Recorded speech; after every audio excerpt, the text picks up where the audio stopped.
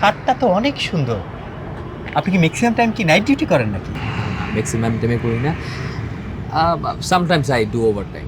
তারপর স্যার, আপনার রিলেশনশিপ কেমন চলছে বলুন না স্যার। মাসুদ সাহেব, আপনি আমাকে কথায় কথায় এরকম স্যার স্যার বলেন কেন? আপনার সাথে আমার কত ক্লোজ একটা বন্ডিং আছে, আপনি আমার ভাইয়ের মতো না? আর তাছাড়া আমরা তো এখন আর অফিসের আন্ডারে নেই, সো ওয়াই স্যার? তা ঠিক আছে, এটা যদিও আমার বদ অভ্যাস, কিন্তু আপনাকে স্যার ডাকতে আমার ভালোই লাগে। বলুন না স্যার প্লিজ।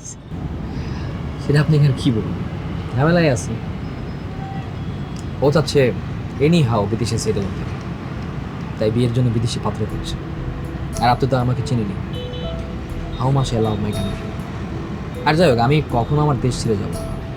আর এদিকে সে প্রাণপণে চেষ্টা করছে যেভাবেই হোক সে বিদেশে সেটেল হবে। এই সিচুয়েশনে আমি কিভাবে তাকে প্রপোজ করি বলেন? ভালো যে বাসি, হয়তো এই কথাটা না বলাই থেকে যাবে। স্যার, যারা ভালোবাসে তারা হচ্ছে বীর। আরেকটা কথা আছে, প্রেমিকটা হচ্ছে বীর আর পরাজয়ে ডরে না বীর। এটাও মাথায় রাখবেন। আপনি সাহস করে তাকে প্রপোজটা করে দিন, দেখুন হয়ে যাবে। মাধব সাহেব, সেটা কিভাবে সম্ভব? দুজনের ড্রিম, দুজনের গতিপথ তো আলাদা। স্যার, ভালোবাসার জন্য মানুষ কত কি করে, আর এটা তো সামান্য ড্রিম। আপনি বুকে সাহস নিয়ে তাকে প্রপোজটা করে দিন। আমি বললাম এই মাসুদের ওয়াদা মিলে যাবে, হয়ে যাবে।